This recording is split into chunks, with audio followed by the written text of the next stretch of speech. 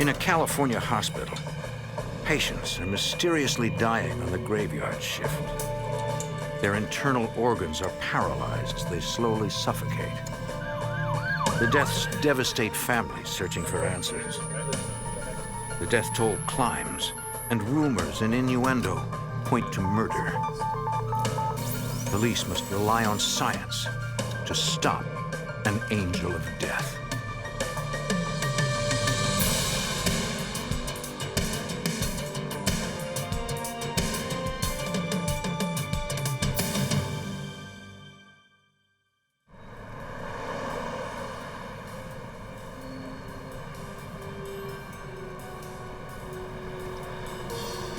In this program, some of the names of the participants have been changed, as well as the name of the hospital.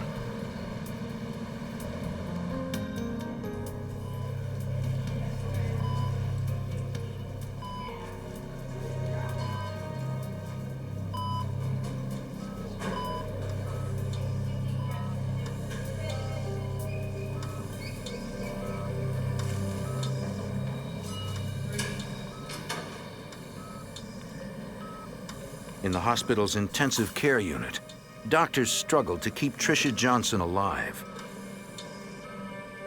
Her husband, Larry, stayed by her bedside. She had been in the ICU for days.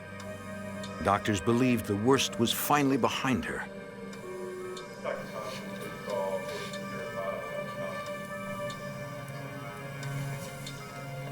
Around 3:00 a.m., he went to get a cup of coffee. As he left his sleeping wife's side, he had no way of knowing it was the last time he would see her alive.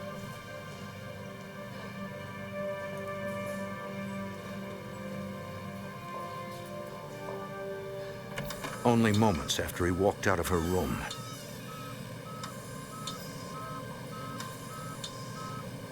Tricia's vital signs began to plummet. The nurse's station was alerted. She was in full arrest. The trauma team rushed to Tricia's room. Her heart had stopped.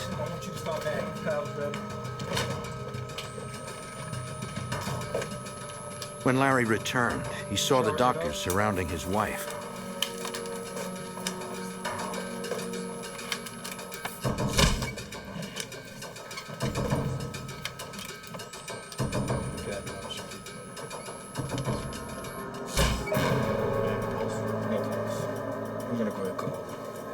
There was nothing else they could do. 247. She was dead. Respiratory therapist Bob Baker had become accustomed to sudden deaths in the ICU. We do work around a lot of emergencies, a lot of death, a lot of sadness. We've had patients that we thought were stable, and all of a sudden they died. The staff at the ICU worked with patients who were on the edge between life and death. They're in a very fragile state. We're there to monitor the life support systems they're on and care for them. Many of them, we stabilize them, and they're very predictable. And then there's the other group of patients that are very unstable. Some of the patients were placed in the ICU to recover for a few days after routine surgery.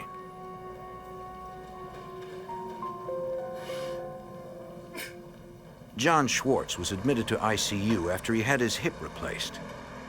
His granddaughter, Mary Nickel, was grateful his recovery was going so well. His prognosis was he's going home in 4 days. It was the holiday weekend. It was a Friday, and they wanted him to go home on Tuesday. Schwartz had been restrained so he didn't re-injure his hip.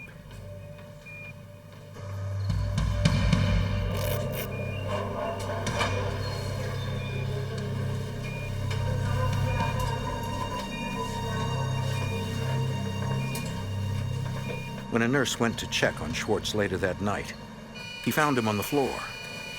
It seemed he had struggled free of his restraints.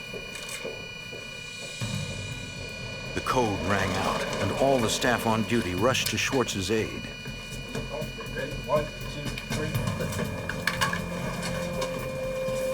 I got air, Doc. He was healthy, and he just needed rehabilitation, learning to walk again with a new hip. And that's all it was. He didn't have anything else wrong with him. The doctors, nurses, and respiratory care specialists did all they could, but it was not enough. Sim CPR. Give him a milligram of epi, please.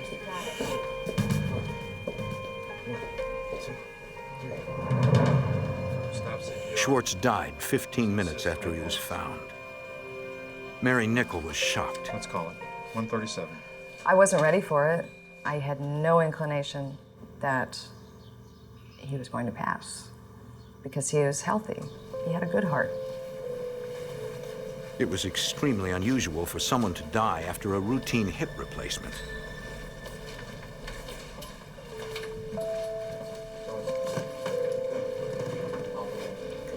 Schwartz's sudden death seemed especially odd. A nurse checked on him just an hour before. No one could explain how he escaped his restraints.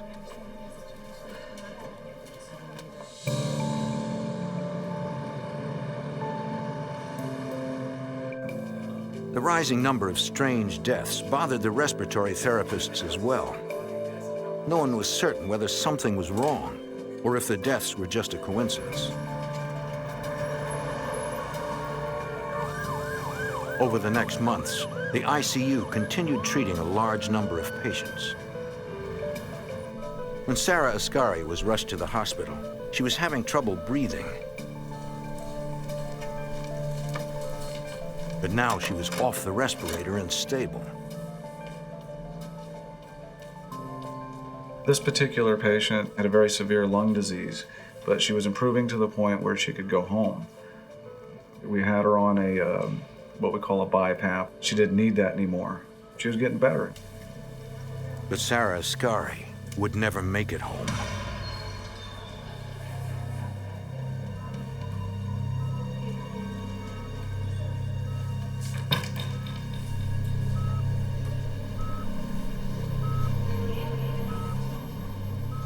At 4:10 a.m., her respiration rate suddenly shot up. 4 minutes later, she stopped breathing. Second floor nurses station, please. Then her heart stopped. She's got asystole on the monitor. Can you check her breath sounds, please? Can we help you? The patient had a do not resuscitate order, so the staff could not make any attempt to revive her. Sarah Ascari was dead. Okay, let's just get her prepared. I'll call the resident to pronounce her. I'll call the attending. If you could put the family in the waiting room so we can have a conference and just... It was a big surprise to me to find out that she had all of a sudden died. It was another sudden, unexplained death of a patient who seemed to be recovering. Kind of surprise to me. Something about Ascari's death didn't seem right.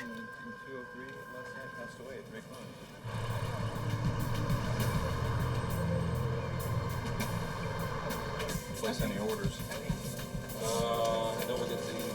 The strange deaths concerned Bob Baker. His suspicion grew when he came upon a used syringe with a vial of drugs taped to it in one of the hospital's storage rooms. Well, I don't know. According to procedure, this isn't... He thought it might belong to one of the labs, but they told him they didn't keep anything in that storage room. They're never supposed to be sitting out. When I found out that it didn't belong to the bronch lab, I thought, well, maybe somebody's abusing. This was a violation of procedure. Narcotics were kept in a locked refrigerator. This is starting to sound serious. I just thought, okay, this is another piece to the puzzle. Baker went to talk with the other respiratory therapists. If one of them was abusing drugs, he wanted to get it out in the open. Found a used syringe, vial of morphine taped to it up in the equipment room. His co-workers thought it might have been an oversight and dismissed it. Baker wasn't so sure.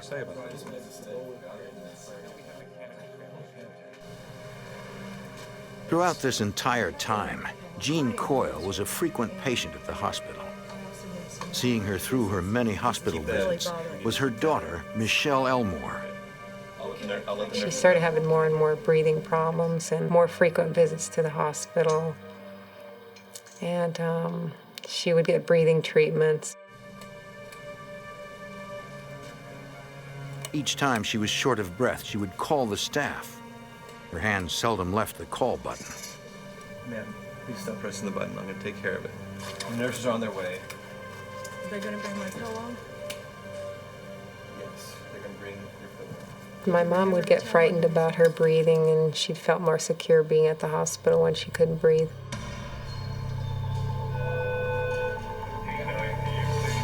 At 2:05 a.m., Jean's blood pressure dropped to 0.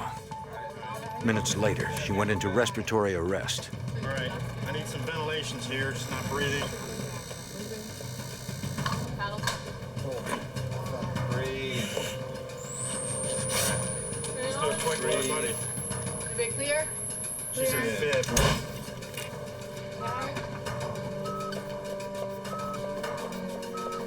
Good. Hi, you're coming around. It's gonna be okay. It's gonna be Step forward a little okay. You're doing great. Take a deep breath. Good. Okay.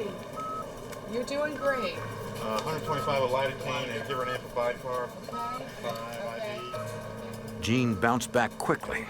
Within 40 minutes, she was stable and well-oriented.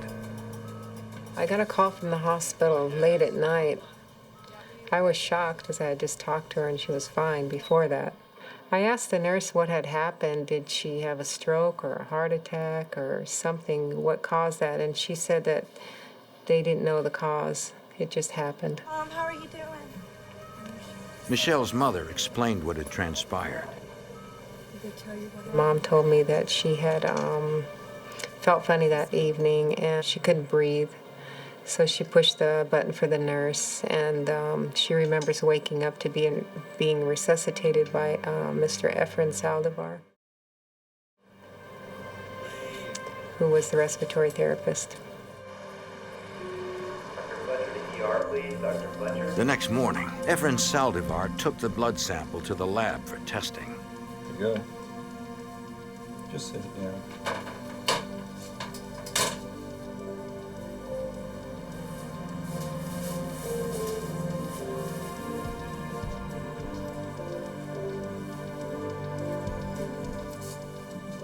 Baker tested it to measure the amount of oxygen in her blood at the time of her arrest.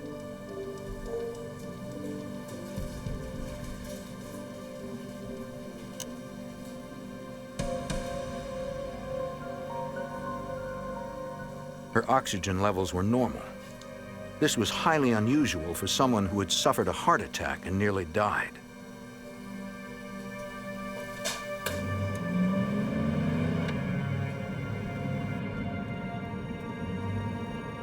The strange events at the hospital continued to concern Baker. Jean Coyle's attack occurred on Efren Saldivar's shift. He was a kind of a bad luck guy, you know. Was Efren on, you know, because it's bad luck because patients die when he's on. The next morning, as he was leaving, Baker got some startling news from another respiratory therapist named Everett Weir. Well, she was. We're walking out to the car and we were talking about golf, and he says, "Oh, you know that patient? Efren did that, killed her." I know about Efren and his magic syringe. His magic syringe? Yeah. No. I don't know. He told Baker rumors were going around Saldivar killed one of his patients. To go in and kill a patient with by using a magic syringe just didn't seem very real to me. No, hang on a second. See, I've been hearing all these rumors about you in the hospital, but I haven't been listening to them. Don't look at her, look at me. My concern was with exactly what was Efren doing. It made me mad that he would have anything to do with my patient at all, because I didn't like his therapy and I didn't like him. Baker told Saldivar to stay away from his patients. Understood? Baker decided he had to do something. I heard it frequently enough, and it was just shortly after I had been told about my patient up in CCU that Efren had killed my patient. It was just a little while after that I said, you know what, this sounds serious. We need to bring this to somebody's attention. In April of 1997, Baker went to his boss and told him about the rumors. There's been some rumors going around. I said, in short, people are saying that Efren's killing his patients. They told me that he killed this one particular patient in CCU, and I could get you the name if you need it. Baker had made a serious accusation, but the idea someone was killing patients in the hospital seemed impossible to believe. A string of unexpected deaths at a California hospital sparked rumors that one of the respiratory therapists had a magic syringe. The rumors all centered around one man, Efren Saldivar. To try and confirm or refute the rumors, hospital officials tallied the deaths on Saldivar's shifts over the past year. They compared them to the number of deaths at other times, but found nothing statistically unusual. Respiratory therapist Bob Baker had brought the rumors to the hospital's attention. They tried to match up the days that Efren was working and did more patients die that night than when he was off. There was no big difference or big increase in patient deaths.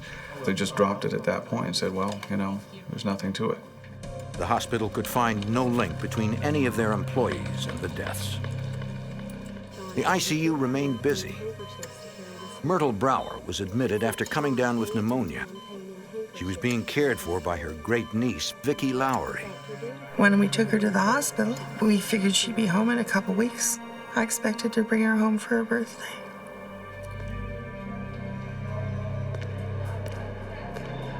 After several days in the ICU, she suddenly stopped breathing.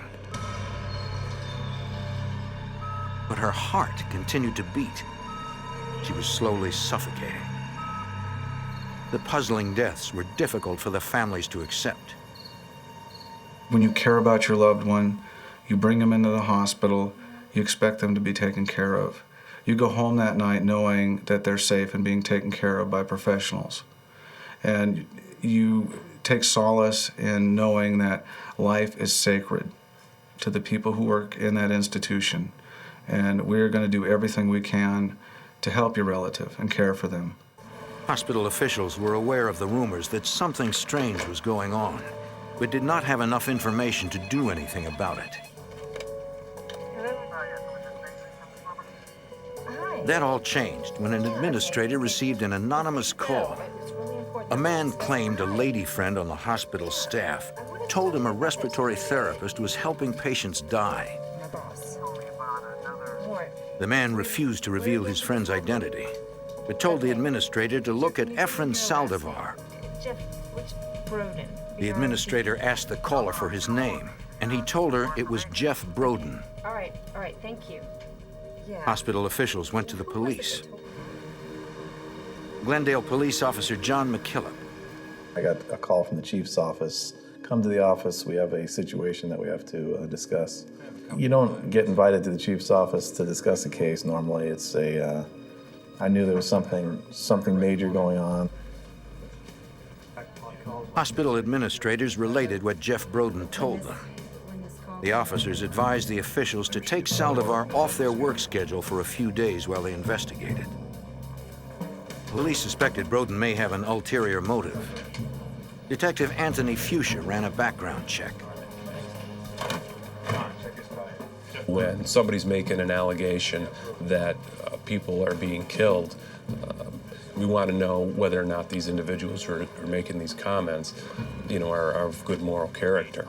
We ran Jeff's background through the computer system and found out that he had a pretty extensive criminal history. He was arrested for attempted murder. He was arrested on some theft charges, narcotics possession charges. So he's familiar with the criminal justice system, and he's got a criminal mindset. He may have cooked up this story to extort money from the hospital. Detective Fuchsia and his partner Will Curry located their informant.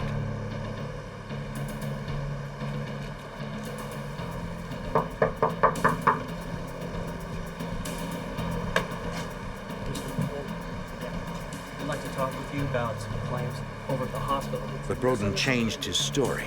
He told them everything was a big misunderstanding. He must have heard wrong. Nobody was killing any patients at the hospital. I ain't got time for this. No disrespect.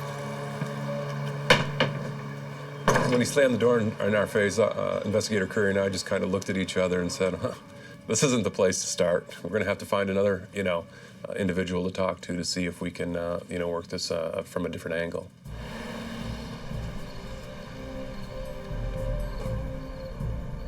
Hospital administrators told police Evelyn Abrams could be Broden's lady friend. She often worked the graveyard shift with Efren Saldivar.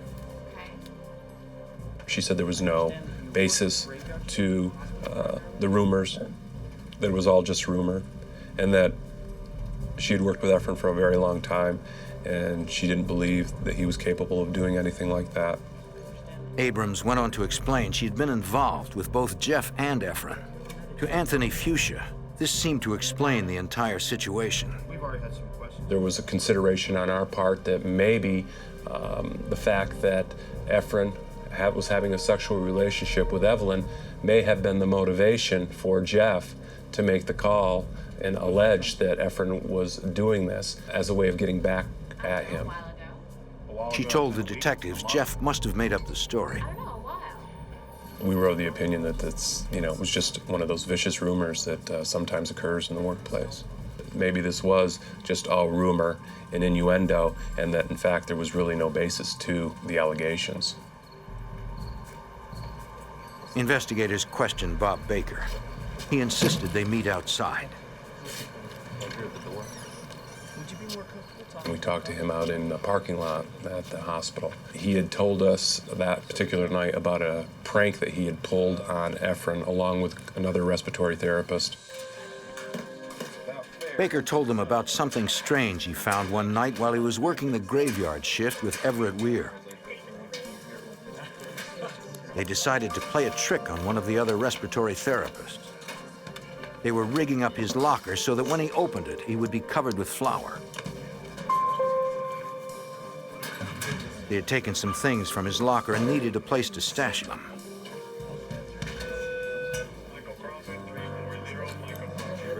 Knowing Saldivar was not scheduled to work for a few days, they decided to borrow his locker.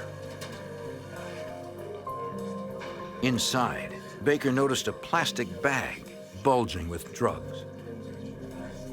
The bag of drugs was fairly huge, and it was full of morphine and Demerol and Valium and bag just stuffed full of drugs. You could think at that point, well, maybe he's selling it to someone. And then I saw on the shelf 2 vials of succinylcholine. Succinylcholine chloride paralyzes the muscles and is used to make it easier to insert breathing tubes. It can be an extremely deadly drug if administered improperly.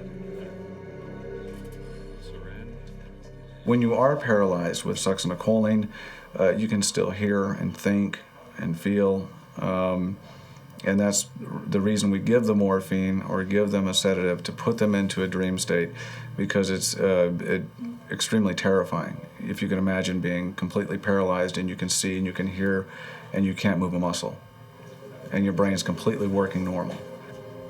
When I saw the succinylcholine in the locker, it's obvious that he could not abuse this drug. This could not be for personal use. He would kill himself. Baker told the officers he kept quiet about what he had found. Nobody outside of the doctor is supposed to be in possession of that. So when he saw that in Efren's locker, it raised a red flag for him. But he told us he didn't go to anybody with that information because he was in Efren's locker, kind of what he thought illegally. Suspicious of Baker's motives, the detectives went to Baker's supervisor. He said it was common knowledge Baker and Saldivar hated each other. He thought Baker made up the magic syringe rumor in an effort to ruin Saldivar's reputation. Do you think there's any truth to this? Well, there may have been some bias there on the part of Bob Baker as to the statements that he was giving us. Were they skewed a certain way to put Efren in a bad light? That's something that you take into consideration. The detectives hadn't uncovered much. Both Broden and Baker had motives for making up the rumor. And in the middle was Saldivar's co-worker on the graveyard shift, Evelyn Abrams. We were on this roller coaster ride from day one. We all kind of thought at that time that it was probably just a dark rumor, or it was just someone's ploy to get money out of the hospital. The hospital had kept Saldivar off work for the entire week, but for detectives, the next step was clear. Based on everything, we're getting dead end, dead end, dead end. No, it's not happening. And then, you know, ultimately we got down to, okay, let's bring in Efren. I'll bring him in. Well, Chief and I just spoke. It was time to pull in Saldivar. Right now, get him in here, get your list of questions. Okay. They had no idea what surprises he had in store for them. I'd like to speak with Efren Saldivar, please. Yes, please. Rumors of murder at a California hospital sparked a police investigation. Let's do a quick 25. All the rumors seemed to center on one respiratory therapist. To find out whether they were true, detectives decided to question Efren Saldivar. They asked him to come down to the station. At this hour, Detective Will Curry was the only investigator on duty. Mr. Saldivar. He told Saldivar about the rumors and asked him to take a polygraph test to clear the matter up. Why don't we just go and meet with Detective Youngblood?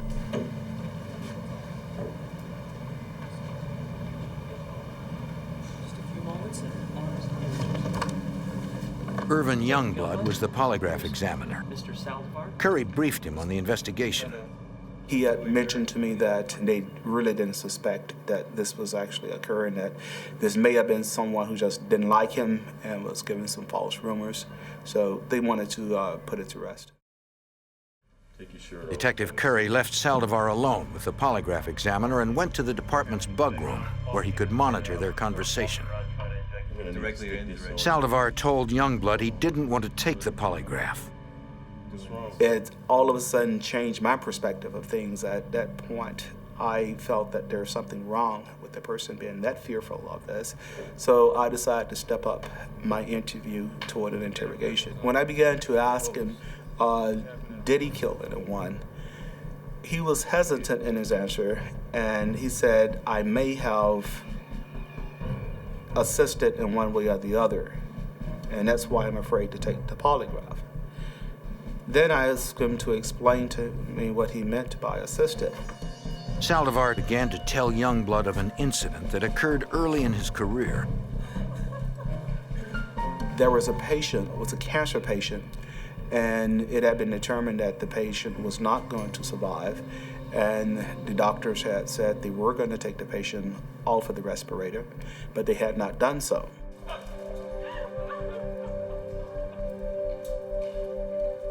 He described to me as how he saw that the patient was still breathing.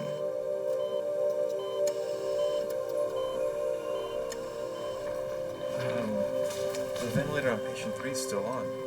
Saldivar said he informed one of the intensive care nurses. The nurse indicated she expected him to do something about it.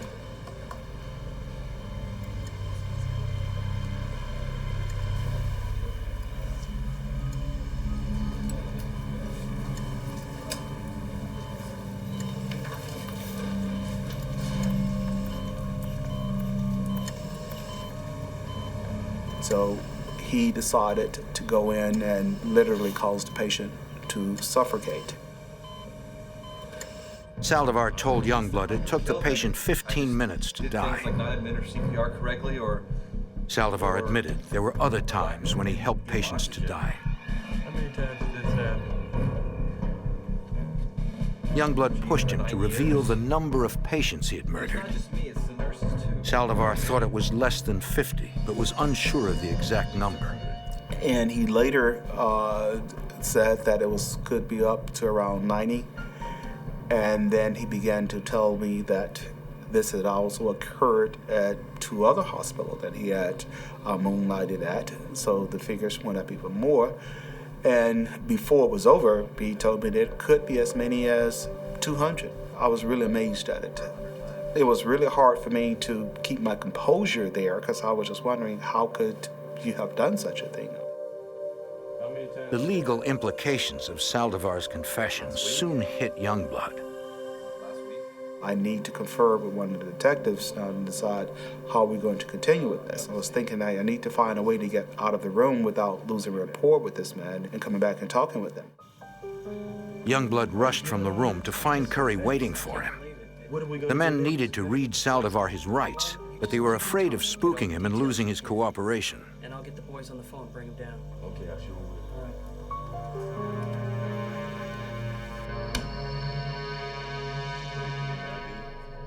Was it a man or a woman?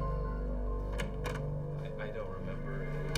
Detective Curry advised him of his constitutional rights, and surprisingly, he waived his rights and continued to talk to us. Right to remain silent. The investigators expected Saldivar to deny everything, but suddenly they had a serial murder confession. I don't care about that. I need you guys to understand. Detective Curry asked for help. Sergeant McKillop got the call. And it was Will Curry telling me that we got a major problem and I better come back to work. He said this guy's rolling over. Detective Curry placed Saldivar under arrest. Stand up, sir. Turn around and put your hand. Detectives Fuchsia and McKillop arrived within the hour. They also called the district attorney and their chief. This was potentially the biggest case of their careers. If Saldivar's confession was true, then he had murdered more people than Jeffrey Dahmer, Ted Bundy, and John Wayne Gacy combined. He said that he had been doing this. He killed his first patient approximately 6 months after he became a respiratory therapist, and he became a respiratory therapist in 1989. And remember, this interview that we were conducting with Saldivar was taking place in March of 1998, so we're looking at 9 years of work that he had been doing at local hospitals. Saldivar's confession was shocking, almost unbelievable, according to Glendale detective Mario Yagoda. Did we have a person that was psychologically unstable, or did we truly have a murderer? And that's what made it difficult, even after his confession. Because the confession, a lot of things he was saying, a lot didn't make sense, and a lot did make sense. According to the district attorney's office, the confession was not enough. To convict Saldivar of murder, they needed corroborating evidence. Well, the district attorney told us at this point all we had was a confession. We had no physical evidence, we had no identified victims, that there were a number of things that we had to do before we could even think about filing charges against Mr. Saldivar for murder. We're not going to let him go. We need to bring all the resources that we can bring to bear. Guys you have. The detectives had only 48 hours to find hard evidence of Saldivar's crimes. Without it, they'd be forced to free him. If he was a serial killer, the investigators knew putting him on the streets could mean more innocent people would die. Rumors a serial murderer was killing patients in the ICU at a California hospital prompted a police investigation. They had their suspect, Efren Saldivar, behind bars. But to keep him there, they had only 48 hours to find physical evidence of his crimes. If they failed, Saldivar would walk free.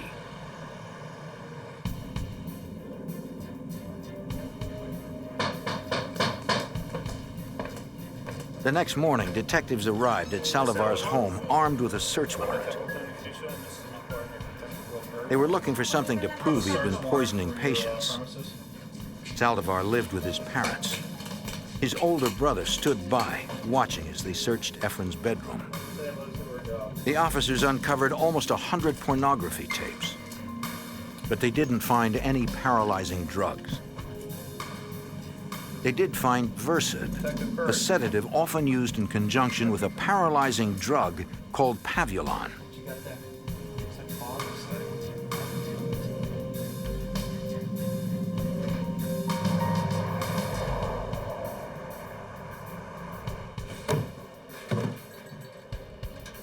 Detective John McKillop was disappointed when they didn't have better luck at the hospital. We didn't find Pavulon or succinylcholine chloride. And again, we believed those drugs were used, so the only thing we could rely on was, up to that point, was the word of Bob Baker, who said he saw one of those drugs in his locker. But we didn't We can't prove that he saw it because we never found it in his locker. They did find the printout of a blood gas test. The name on the bottom concerned police. Well, one of the things that sticks out in my mind was a paper that where he had listed himself as Dr. Jack Kevorkian on the paper. And obviously, we all know Dr. Kevorkian as an individual who believes in assisted suicide. And that kind of struck us as odd and suspicious in and of itself, that here we have somebody who's confessed to killing a number of patients, and he's got something in his locker at his workplace identifying himself as Dr. Kevorkian. That's not, the doctor's name is not him. They didn't know the significance of their find, and it still didn't prove Efren killed anyone. I understand, all we have thus far is a confession. That's not sufficient in itself. We need additional substantiating information. Well, I got my investigating. Well, here they are now. What do you got, guys? Here's the file. He's locked up. He got his confession. As far as the law goes, you can't just file criminal charges on somebody by what they say. And if it's a murder in particular, you have to have a body and be able to prove that the body was murdered. In this case, we didn't have a body. We had no proof that any person in particular was murdered. On a confession. It's not enough by itself. The detectives had run out of time. Their 48 hours were up. They hadn't found enough evidence to formally charge Saldivar. The detectives would now have to put a confessed serial killer back on the street. I just started thinking about what we have to do now to get the evidence, and he could have killed a lot of people. How can you just let him go? The Glendale police needed to find some hard evidence to put Saldivar behind bars. But it now seemed that finding it would be nearly impossible. None of us had ever dealt with a serial killer before, so it was something that took us all by surprise, along with the fact we have no evidence of any homicides, nothing. All we have is a confession. So there wasn't really anything tangible for us to identify at that point. So it was, there was a bunch of different emotions that were going through all of our minds. The detectives set up headquarters at a house on hospital property. They needed a secure place to conduct their investigation. Information leaks could prove fatal to building a case against Saldivar. We knew we were going to be under scrutiny from the public and from the press, and we also knew that we had a suspect out on the loose. He was no longer in custody. The progress of the case had to be kept very confidential from him, from the news. We really needed to keep this one under wraps, and being in the police department with such a big investigation, there's no way we could have kept the information confidential. The officers started gathering the hospital records of Saldivar's patients. In them, they hoped to find evidence of murder. While detectives began looking into the past, they made sure not to lose track of their suspect. Saldivar could run at any moment, and investigators knew there would be nothing they could do to stop him. Efren Saldivar had admitted to killing as many as 100 patients at a California hospital. But without physical proof to back up his confession, detectives are forced to free him. Detective Randy Osborne conducted interviews with Saldivar's friends and family to see if they could shed any light on his guilt or innocence. I wanted to find out as much as I could about Efren Saldivar, dating back to his early childhood. I even went to his high school and got a copy of his yearbook, contacted schoolmates. Detectives tracked down one of Saldivar's high school girlfriends. Do you know Efren Saldivar? Well, yeah, She said her last conversation with Saldivar disturbed her. Tell me about it. They had a conversation about their futures and what they wanted to do in life. And Efren at that time explained to her that he was going to be participating in training for respiratory therapy. She told him that she was impressed by that that was a very noble and worthwhile profession. But then, the discussion took an unsettling turn. He mentioned to her that He wanted to get in this profession so he could help people, but also so he could help people by putting them out of their misery. And he explained that he had a hard time seeing people suffer, and that he would not have a problem with killing people. Detective Osborne also interviewed Saldivar's co-workers. I learned that Efren was a very quiet individual. Most people that I spoke to described him as standoffish and quiet. He kind of existed in the shadows. Many of his co-workers described him as someone who was lazy and who was uncaring towards the people that he was being paid to take care of. A nurse who often worked with Saldivar spoke with the detectives. She told them a few years ago he did something she found very disturbing. When I asked Efren if She explained to us that she was working at the hospital with Efren, and that there was a male patient in one of the rooms who was there in very bad condition, near death. And one night, she heard an alarm go off in the patient's room. The patient had stopped breathing. Efren was in the room at that time. She started to work on the patient. She looked up at Efren and she stated, "Can you come help me? This patient is flatlining." At that time, he raised his finger to his mouth and went shh, as indicating to her, don't do any work on the patient, leave well enough alone, and just let him pass away. That shocked her. And at that moment, another nurse came running into the room, and they were able to resuscitate the patient. That really shook her. She didn't want to work with Saldivar after that. At that time, she said she felt she had to come forward with this information. This information about Saldivar was troubling. If he was poisoning patients, then investigators would have to try and understand why in order to find his potential victims. John Trestrail of the Regional Poison Center in Grand Rapids, Michigan, has devoted his life to the study of poison and those who use it. The angel of death would be the kind of person who plays God. He selects a group of people or an individual to eliminate them, and this power gives them some kind of a psychological rush to be able to say, I will take your life whenever I choose. These people tend to be what I call stealth killers. They come at you when your back's turned, they come at you in the dark. Poison is very hard to find. Unlike a gunshot wound where the bullet's entry is easily recognizable, if investigators don't suspect poison, they won't look for it. In a poisoning case, the unknown offender rate is 20 to 30 times higher than any other form of murder. What does that mean? It means that the chances are 20 to 30 times better that you'll get away with this than any other form of murder. Death by poison is particularly insidious. The victim has little chance of avoiding his fate. If you are the victim, you'll never see it coming. There's no defense. Breathe it, drink it, eat it, inject it. You'll never see it. The officers realized the prospect of finding poison was not good. They asked for help from many agencies who all told them they had little chance of finding paralyzing drugs. Detective Daniel Hinojosa. We had consulted certain members of the FBI, and they had worked on similar cases involving the drugs that we were looking for, involving the drug Pavilon and the drug succinylcholine chloride. It was their opinion that we needed to find a certain type of toxicologist who could assist us in extracting these samples, because as far as the majority of the scientific and medical community was concerned, we weren't going to find these drugs. The detectives had no choice but to move ahead. If they ever hoped to find evidence of poison, it was now buried with the suspected victims.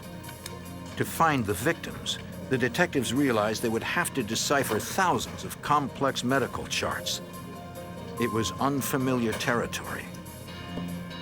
When we got these medical records, you can imagine that it's like sitting down and trying to read a language that you don't know how to speak. So all of us had to go out and buy medical dictionaries to understand a lot of what was being said in these medical charts in terms of the treatments that the patients were receiving, the medical conditions that they were being treated for. The detectives began searching the charts for suspicious deaths. They consulted experts like Dr. Dale Isaeff to help them identify the possible use of poison.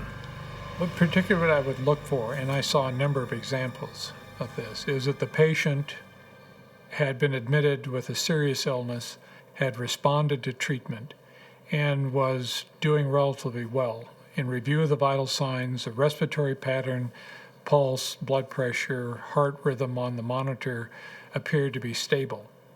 And then the patient abruptly experiences a decrease in heart rate, where the heart would progressively decelerate or go slower over a relatively short time period, over a few minutes or so, where the patient would experience then full cardiac arrest with the heart activity just ceasing altogether.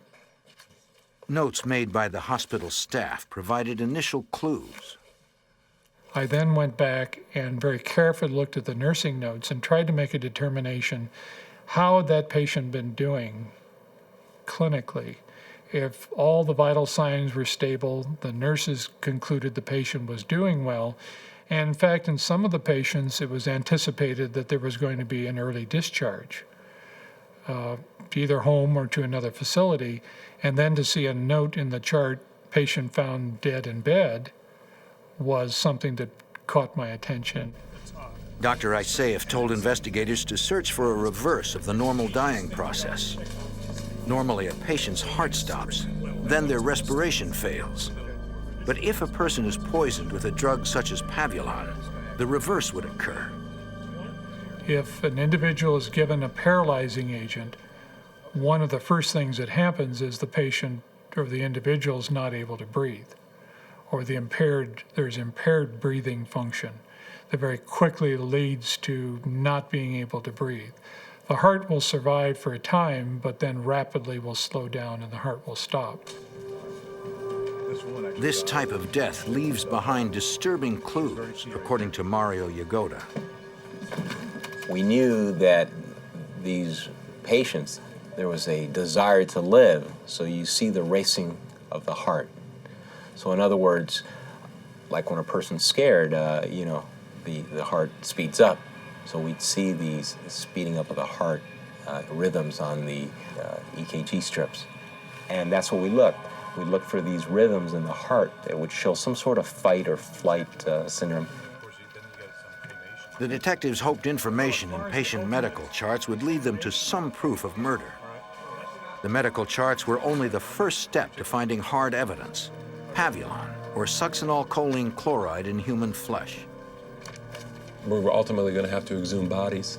We were going to have specialists come in to test the tissue samples that we got during the autopsies to see whether or not these drugs were present, whether or not these drugs were even going to be detectable. Okay. And you can't tell. The detectives had to find some way to narrow the potential victim list. So we decided that we would probably pick a number of about 2 years prior to the incident. From that, we had to go through and compile every patient that had died at this hospital while Mr. Saldivar was on duty. Because more recent cases offered a better chance of finding traces of paralyzing drugs, they ignored Saldivar's first 7 years. That brought their list down to 171. Of those, 54 were excluded because their remains were not available. That left 117 deaths to investigate. Each detective took a series of patients. If they found anything suspicious, they had to present it to the group. This is exactly what we're looking for. You notice how the neurological line is. And we had to go to bat for them. We had to fight in a round table type of atmosphere where we all got together, we presented our cases, and we discussed our cases, our individual cases, and why it is we thought that they should be exhumed. And of course, we couldn't exhume them all. When they found a patient who fit the profile, they posted their name on a board of possible victims to exhume. The list was beginning to grow. Deciding who to exhume was their first problem. Finding evidence of poison was their second. I'll be right here. Let me know. For help, they contacted Lawrence Livermore National Laboratory. a high-tech government research facility near Oakland, California. It employs approximately 10,000 scientists doing chemistry, physics, nuclear, and forensics work. Brian Andreessen is director of the lab's Forensic Science Center. He was unsure he could help when he first learned of the drugs the police were searching for. I looked up these drugs and everything that had been known about them. And it was interesting, a lot of these drugs, of course, to be used in people, have to be tested, and the data on that testing has to be published, and I read all those papers, but no one had really taken these drugs out of a healthy human and then analyzed it after someone had died and been buried for a long time, because that kind of work had not been done with these drugs to any great extent. Andreessen also learned succinylcholine chloride, the drug spotted in Saldivar's locker, quickly breaks down into chemicals that are naturally found in the body. Their best bet was to test for pavulon, but no test existed that could detect pavulon in decomposing human tissue. He would have to develop one. I wasn't that confident because it never really had been done before, but I was willing to give it a very substantial try to see if I could develop a protocol that would work. On March 27, 1998, the story of Saldivar's suspension and the possible murders broke in the media. The community was outraged at the possibility their relatives had been murdered in their hospital beds.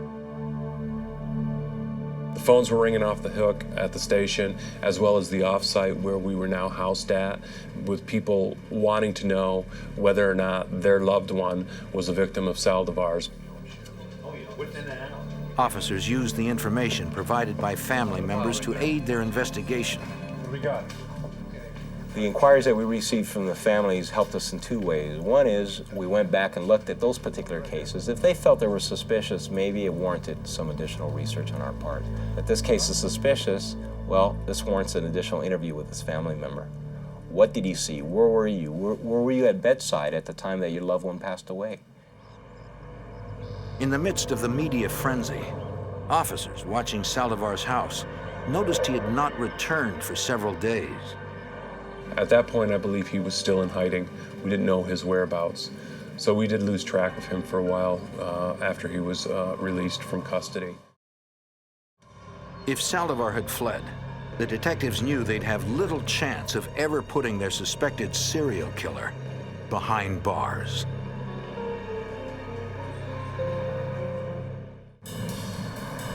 In Glendale, California, outside of Los Angeles, a small hospital was experiencing a rash of unexplained deaths. Patients like Tricia Johnson were fine one moment, and then suddenly went into an unexplained crisis. Tricia was in full arrest. The trauma team rushed to her room. Start chest compression. I want you to start bagging. But despite their efforts, they could not save her. The staff began to suspect someone in the hospital was causing the patients to die. They started to point the finger at one another. When the employees began to find drugs hidden in strange places, the suspicion grew. All the rumors seemed to point to one of the respiratory therapists, a man named Efren Saldivar. He was questioned by the police and shocked them with a confession. But without any evidence, they had to release him.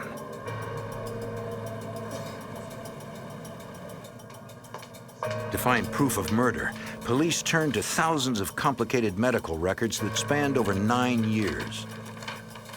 Glendale Police Detective Daniel Hinojosa. Because of the amount of potential victims involved, we were talking about probably the largest murder case this city has ever seen in its history. It might have made him probably the largest mass murderer in the history of the United States, for that matter. The media descended on Saldivar's home. His brother told reporters Efren had gone to stay with relatives. He also told reporters Efren was innocent.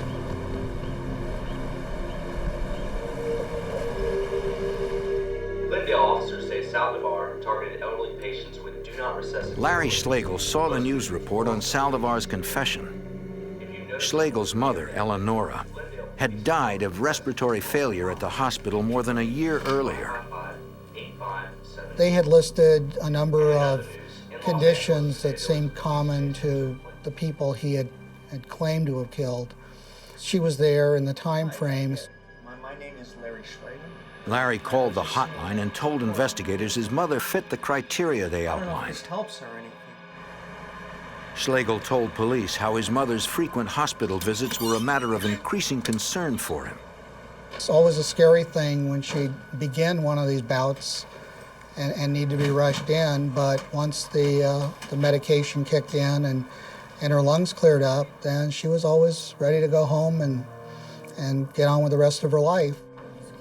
She had come down with pneumonia and was having trouble breathing.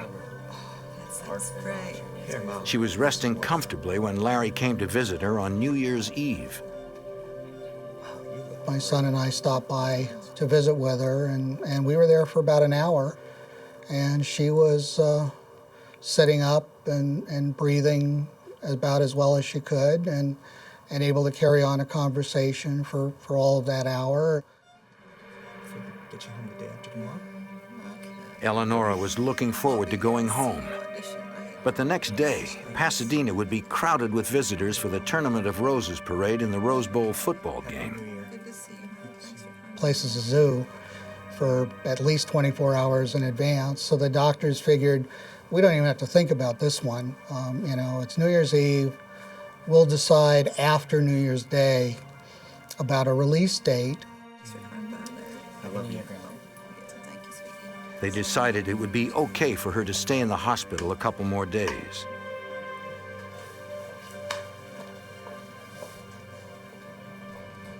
When Eleonora Schlegel checked in, she had asked that she be classified as a DNR, or do not resuscitate. On the early morning of January 2nd, her vital signs were stable and she was planning to go home. Later that morning, the nurse returned to check on her.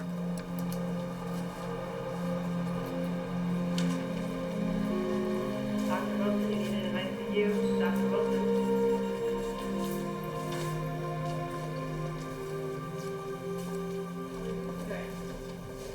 She had stopped breathing, and no pulse could be detected. Go blue! We have go blue! Got it? All right, let's go, let's go. All right. The last time I talked to my mom, she had been well down the road of recovery, and it just hit you like a ton of bricks. To Larry, the possibility that his mother was poisoned seemed impossible to believe. We hear all sorts of things on the evening news that, you know, happen to other people, and that was basically my reaction. Oh, this is something that happens to other people. The detectives told Schlegel they would check into his mother's case. The police hotline was jammed with hundreds more calls just like Larry's. In the first 3 days, police received more than 230 messages from worried relatives whose family members had died at cover-up. The media frenzy sent the hospital into damage control. They suspended the entire 44-member respiratory department, including Bob Baker. The atmosphere of the hospital changed almost immediately, and all of a sudden you had, a massive investigation. It changed everything at that point. Then it was like a tornado hit the hospital. 39 employees were eventually cleared, but Evelyn Abrams and 3 others remained on suspension. The following week, Saldivar emerged from hiding. Appearing on nationwide television, he told 2 news magazine shows that he had made up the confession. The task force was shocked. Saldivar claimed he lied to the police, making up the confession because he was depressed and he wanted to die. So his rationale was that if I confess to killing a number of people, that I'll be found guilty of murder in a trial, sentenced to death by the state, and the state can do what I couldn't do for myself. I told you that. I didn't have the guts. Saldivar was taking his case to the public. Detective Hinojosa recalls the frustration the officers felt. Because I was being accused. Had this just been some kind of a sick joke that he had been playing on us by making this story up? We as investigators wanted to get to the truth. And if that was the truth, then we were obliged to take that information and figure out Which side was the truth? Did he do it or did he not do it? The task force watched with frustration as Saldivar recanted his confession before an audience of millions. The heat was now on to prove that he was an angel of death. I wanted to die. A confessed serial killer was on the loose, but detectives had no idea who he may have murdered. It was a whodunit reversed, according to Glendale Police Detective Daniel Hinojosa. What we have here is a backwards case. Usually we have a victim, and from that victim, we go forward and try and find the suspect. In this instance, we had a suspect and no victims. And so that is completely the opposite of what we're used to handling. The police's prime suspect in the case was a respiratory therapist named Efren Saldivar. As police narrowed the list of Saldivar's suspected victims, they kept an eye on him.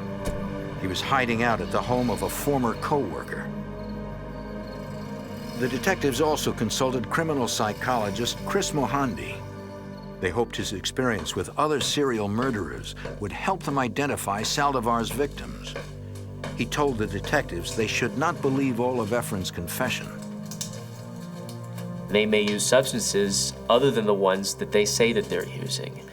So you may need to expand your search beyond the obvious into a much larger victim pool. We learned from other cases that these perpetrators will choose victims who are not just on their shift, who are not just fitting their criteria, but they will actually expand their hunt to other individuals. Dr. Mohandi gave the detectives a sketch of Saldivar's psychological makeup. My initial impression of Saldivar was an everyday guy who's somewhat socially awkward, a little geeky, doesn't quite fit in any particular group, desperately hungers to be liked and recognized by other people. Mohandi looked into Saldivar's past and found he chose his profession to counteract his sense of inferiority. It's interesting to look at why Saldivar became a respiratory therapist. Somebody came into the supermarket where he was working, had the uniform of the respiratory therapist, complete with stethoscope, I guess, and he was attracted to it because it looked medical, it looked official, it looked like it had authority and power imbued in it. Mohandi also warned the detectives that given the opportunity, Saldivar would commit more murders. And once they get a taste of it by actually doing, it's like you can't put the cork back on the bottle. The genie's out of the bottle and you can't put him back in, because then no fantasy is going to really measure up to actually doing it. The detectives continued to talk with everyone who worked with Saldivar. They hoped that someone had seen something specific they could use to identify a body to be exhumed. In his confession, Saldivar mentioned his co-worker, Evelyn Abrams, knew about the killings and tried to stop him. What did you do after? Investigators granted her limited immunity in return for any information she could provide. At that time right there. She essentially came clean with us at this point and told us that, yeah, she knew that something was going on and that she was aware of a particular time when Efren came to her and said that he had inadvertently given a patient Pavulon. Male, female, anything? Investigators hoped she could point them to a specific patient, but Evelyn couldn't recall anything about the person. I don't remember. Old, young, male, female, anything? I didn't look at the patient. She did say that Saldivar told her about his criteria for deciding if a patient should die.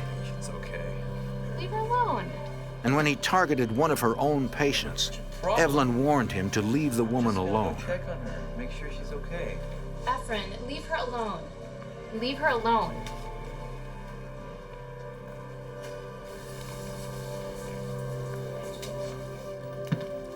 So there's no Evelyn's admission was incriminating, but it still didn't point investigators to any victims.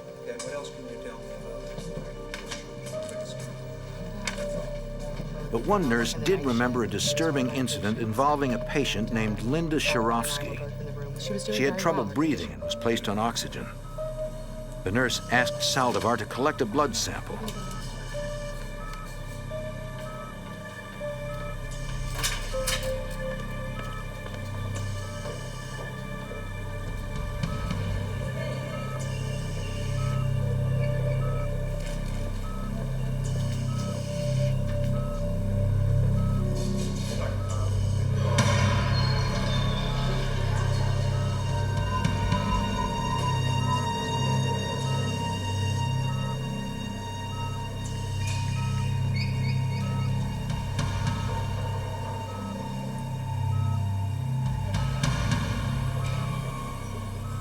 couple of minutes after she left Shirovsky's room, the nurse said she saw Saldivar come out and call a code blue.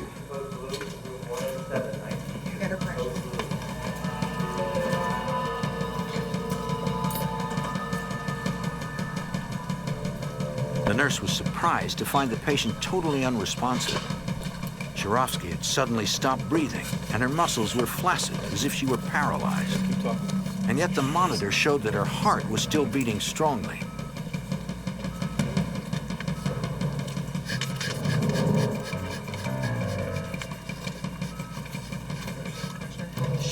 Do not resuscitate. Shirovsky's family had authorized a meds-only code. The doctors could medicate the patient, but they were forbidden to attempt any resuscitation. It took Linda Shirovsky 40 minutes to die.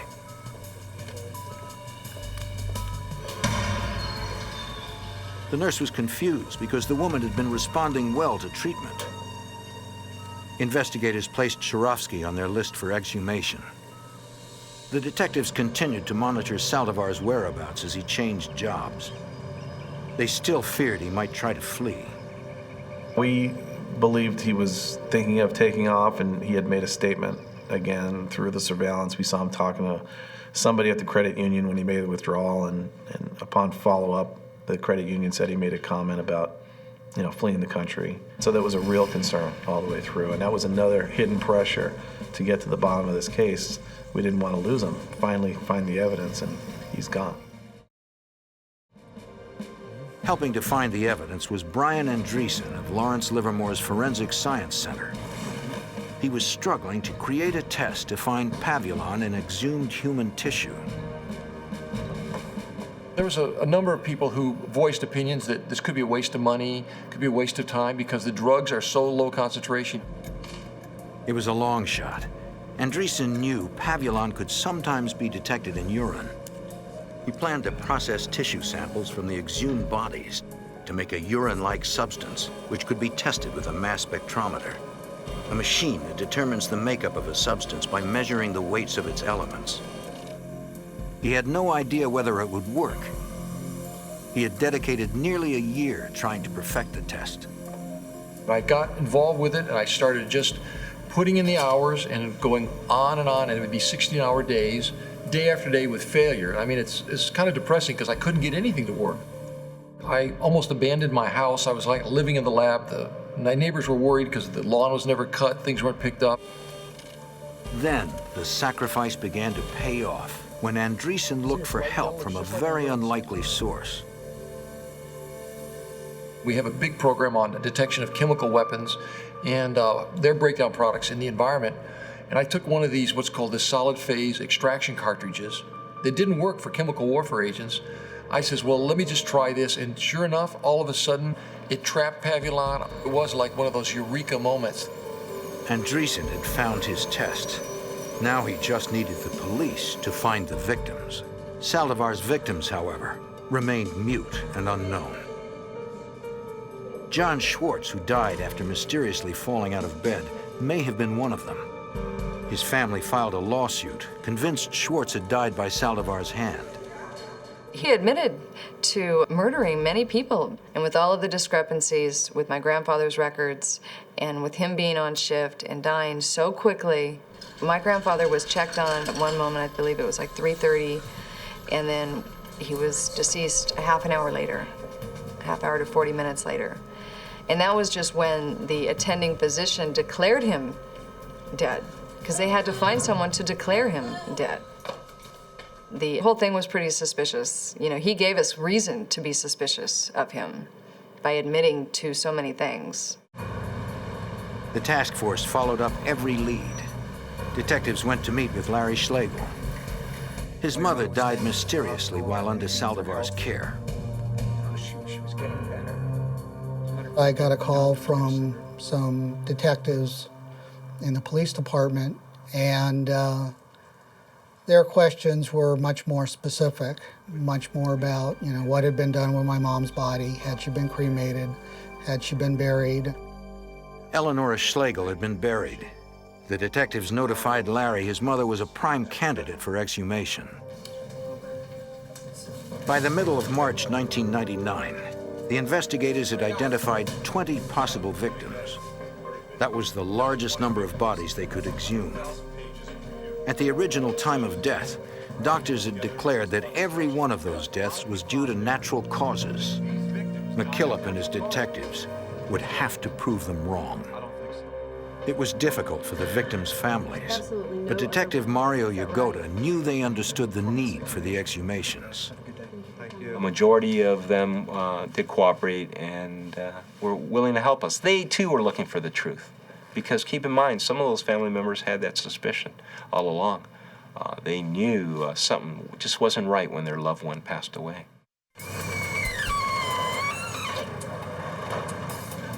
One of the first to be exhumed was the body of Myrtle Brower.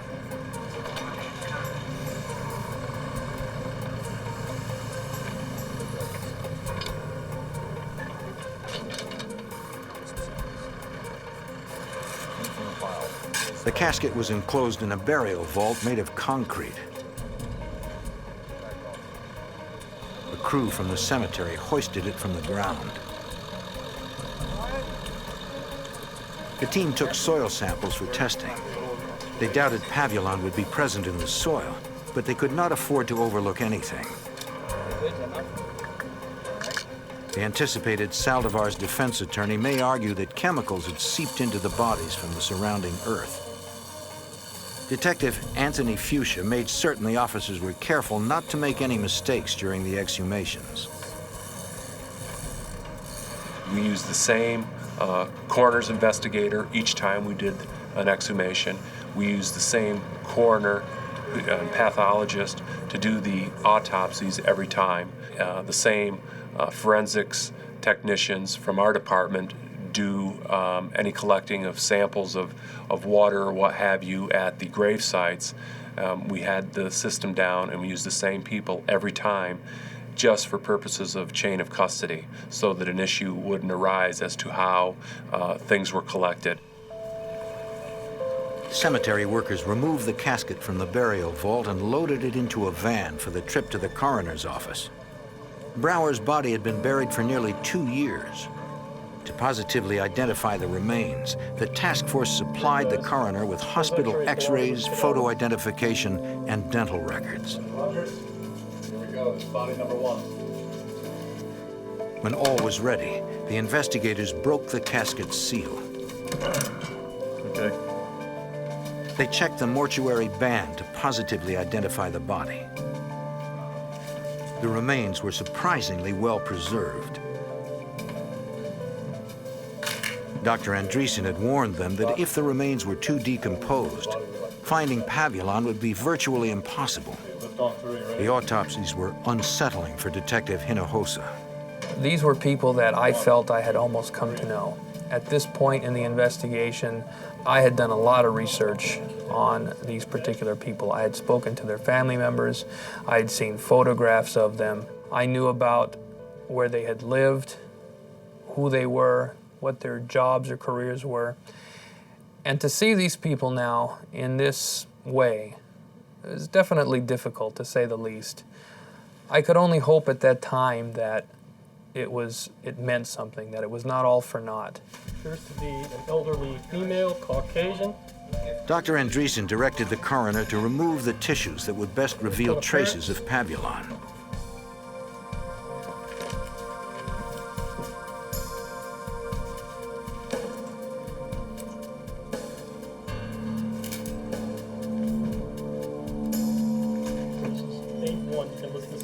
Each tissue sample went in a separate jar, and they all went into a box for transport to the Forensic Science Center. The officers continued to carefully handle all the evidence they collected. Our whole case hinges on these samples. We couldn't afford to have these things out of our sight for even a minute. I mean, these things had to be accounted for at all times. From the minute they were extracted from the body to the minute they arrived at the Lawrence Livermore Laboratory, we had to be able to account for them. There was just no exception to that. Anything less could have meant our whole case. The next morning, McKillop and Curry made the drive. 334 miles up Interstate 5 along California's Grapevine, to preserve the chain of custody and deliver the tissue samples to the Lawrence Livermore National Laboratory. Technicians there took custody of the autopsy samples. They'd spent months waiting for this moment.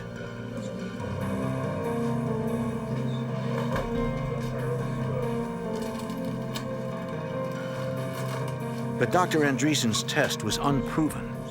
If it failed, all the painstaking investigative work would be for nothing, and confessed serial killer Efren Saldivar would remain a free man. To catch suspected serial killer Efren Saldivar, investigators must reopen the graves of 20 of his possible victims. It was their only hope for finding the physical evidence to put him behind bars. That evidence, a paralyzing drug called Pavulon, must be extracted from the exhumed bodies by an experimental procedure. If it fails, the investigators will have no way to prove their suspect is a murderer. Glendale police officers hand-delivered autopsy samples to forensics expert Dr. Andreessen. He immediately began processing the exhumed tissue. He started by grinding up the samples into a paste-like substance. I first just looked at kidney and the lung tissues, those tissues that receive a lot of blood supply. Because theoretically, at the moment of death, the blood is still circulating greatly in the bodies, and the lung tissues would have great circulation.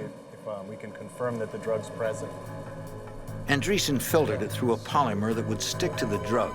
He then tested the samples using a gas chromatograph mass spectrometer, which can detect compounds weighing less than a billionth of a gram. What a mass spectrometer does, it actually weighs molecules. And I know the exact weight of Pavulon. I present this unknown sample to this mass spectrometer. It gives me the weights of all the chemicals. And from that, I can say, sure enough, I do or do not have Pavulon in this sample. In the first couple samples, I didn't see anything in them at all. And initially, these samples were coming back negative, and I thought, well, maybe there has not been a crime committed, that these patients died naturally. But then, Andreessen discovered the evidence the investigators so desperately needed. One night I was working up the samples, started looking at the data, and there was Pavulon, the first time I'd seen it in a real exhumed tissue sample. It, I wouldn't say took my breath away, but I looked at it, I said, is this true? This is true, there is Pavulon in this patient. 6 weeks after the first specimens were delivered, detectives got the call they had been waiting for. Andreessen had a solid hit. In liver tissue from one of the exhumed bodies, he had found traces of Pavulon.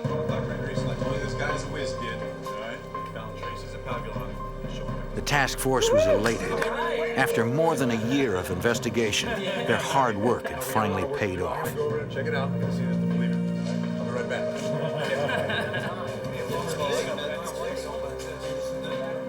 Then they discovered a problem. The victim's medical records showed he had received 2 milligrams of Pavulon in the course of his treatment at the hospital. It had been given to him on August 7th, 1997, 8 days before he died. Detective McKillop was losing his patience.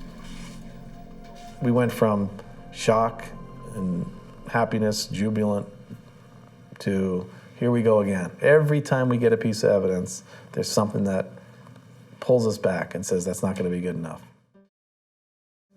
While the drug would have metabolized in 20 hours, long before the man's death, Saldivar's attorney might argue this is why it was in his system. If the team guessed wrong and Pavulon failed to show up in any other bodies, their case against Saldivar would collapse. The exhumations continued. Bob Baker had told investigators he suspected Saldivar used his magic syringe on Sarah Ascari. Based on this information, Ascari's body had been slated for exhumation. The cemetery workers found water in the burial vault, so detectives took samples of it for analysis.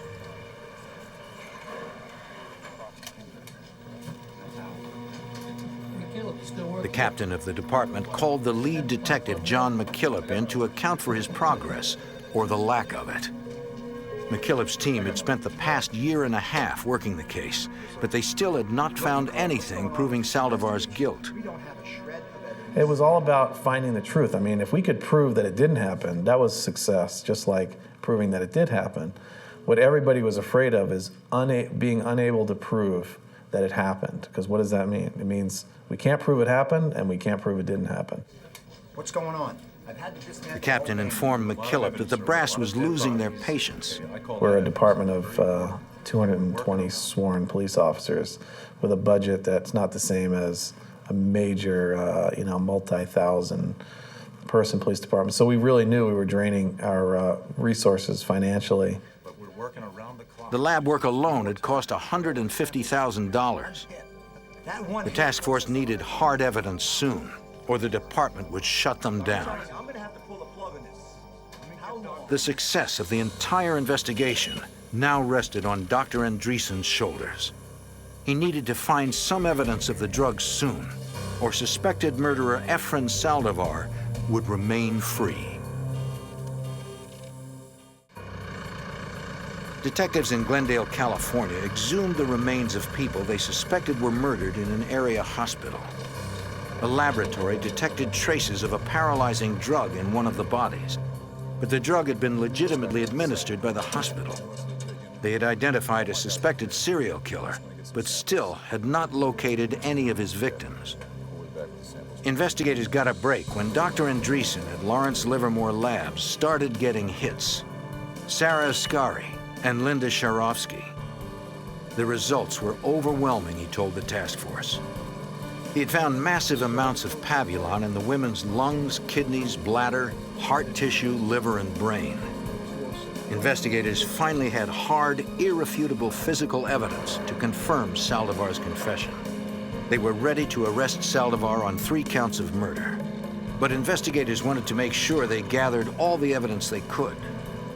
The exhumations continued. Pavulon turned up in 3 more patients: Jorge Agata, Eleonora Schlegel, and Myrtle Brower. 6 out of the 20 bodies exhumed had traces of the paralyzing drug. We expected we would be lucky if we got 1. So now we're getting 5, 6. We were starting to think we've got one of the biggest serial killers of all time. They now had potentially linked Saldivar to 6 counts of murder.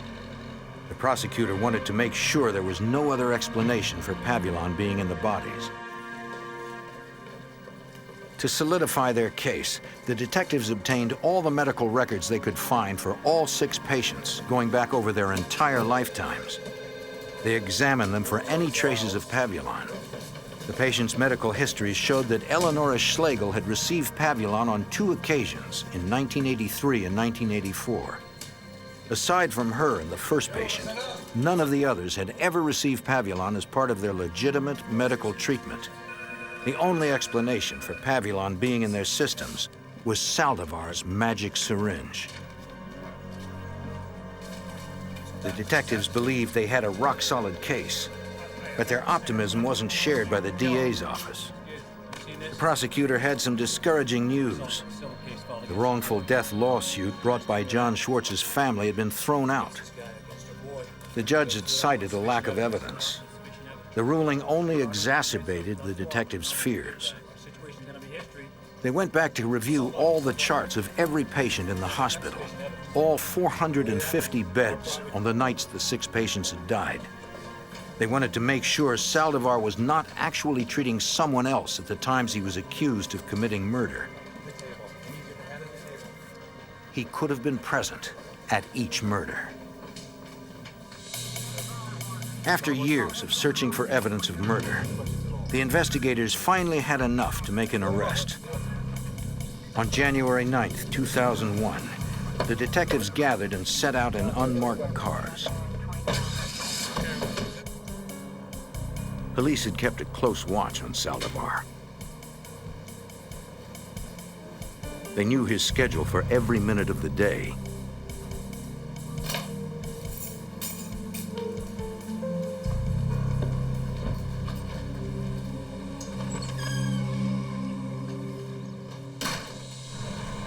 They were waiting for him as he left for work that morning.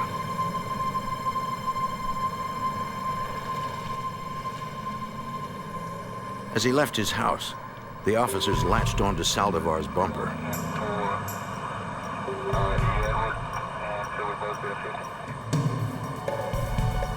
It had been 2.5 years since Saldivar's confession. They almost had him in their grasp, but all they could do was wait for the right moment to arrest the serial killer. They had no idea what he might do when they finally pulled him over, and they couldn't take any chances. When Saldivar turned onto a deserted road, the officers made their move. Driver, you should put your hands out the window now. Both hands! Turn the car off! Your right hand, throw the keys out the window! He didn't fight as the officers surrounded him. Get out of the car! Get out of the car slowly! Turn around! Don't look at me! Keep your hands up! The murderer of defenseless people was now defenseless himself. Stand your knees and freeze right there! Keep your hands behind your head! Detective Fuchsia cuffed Saldivar. A lot of police officers don't get to say they bagged a serial killer during their career. And, you know, there was a lot of times during the investigation where I didn't think this case was going anywhere, and there was a lot of frustration and thought this day would never come. And when it was finally there, and to be able to place the handcuffs on him, it was a good feeling. It was one of satisfaction. Saldivar's freedom had come to an end. You have the right to remain silent. Anything you say can and will be used against the court of law. As the detectives read him his rights, the investigators' long journey to capture Saldivar was finally over. If you decide to answer questions now without your lawyer being present, you have the right to change your mind at any time and request that your lawyer be present before you answer any further questions. You understand these rights? Check the contents of all over here. Side doors. Saldivar had taken the lives of countless patients. For 9 years, he had gotten away with murder.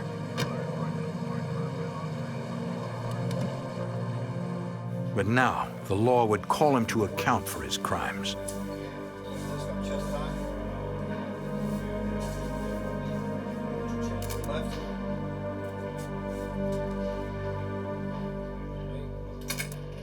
Now the officers hoped they could discover his motives for killing.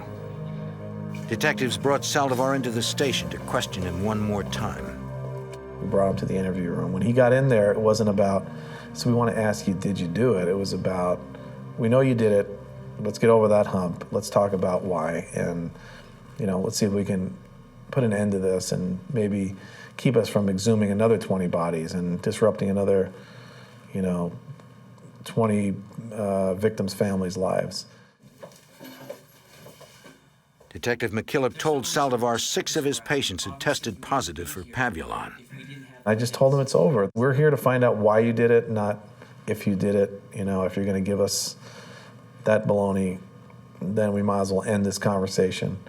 He said, really low volume type way. He just basically said that he did it because of workload, that too many patients and too much work, and he was doing it to just, thin out the crowd.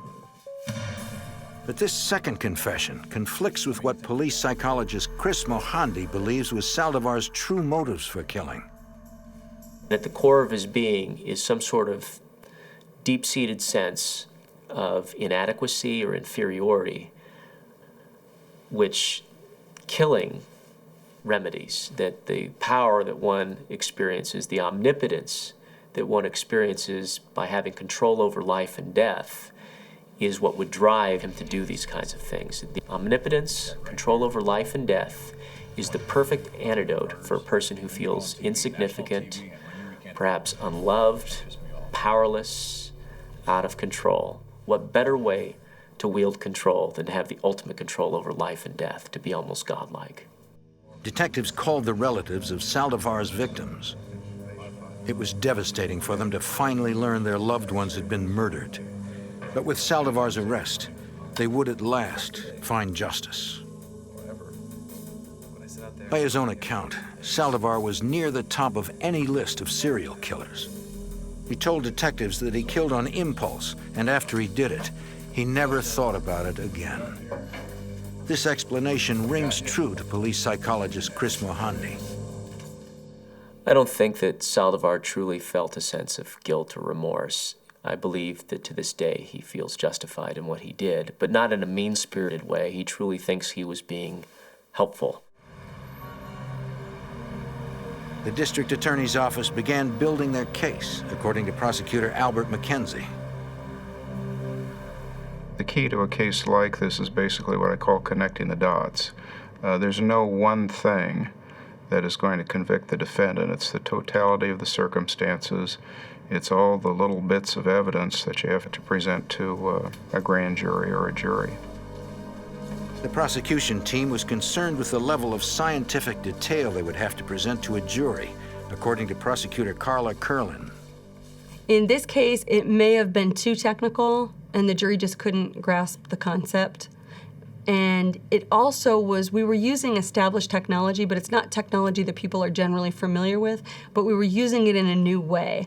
And so a good defense attorney will always put a spin on that to make it look like it's new, never been done before, experimental, can't be trusted, that kind of thing. At his trial, Saldivar shocked everyone when he pled guilty in order to avoid the death penalty. Larry Schlegel was in the courtroom that day. Given what he had done to my mother and to the other 6 named victims, and he had injected them with Pavulon, and Pavulon is one of the drugs used in administering capital punishment in the state of California. It would have been some poetic justice, I suppose, for him to have gotten similar treatment. The judge gave Saldivar 6 consecutive life sentences and 15 more years for the attempted murder of Gene Coyle. Despite the prosecution's overwhelming evidence, Albert McKenzie felt it was best to accept Saldivar's plea. Let's bring resolution to all of these people. If ever we got the death penalty on Mr. Saldivar, that might be years away, and the people who cared most about the victims may no longer be around. If we can bring closure to the victims, if we can get Mr. Saldivar off to prison for 6 life in prison without the possibility of parole sentences and 1 life sentence on top of that, we've accomplished some justice here. Ecovera Medical Center has since tightened their controls, but Bob Baker believes Saldivar has done irreparable damage. This sacred institution was in a large sense a playground to Efren. He obviously didn't hold life sacred. He violated this institution, and it was felt all over the world, I think, that you take somebody like that and for them to feel that they can do this is just, it's unspeakable. Investigators may never know the actual number of Saldivar's victims. The 6 murders he's known to have committed occurred in his last year at the hospital.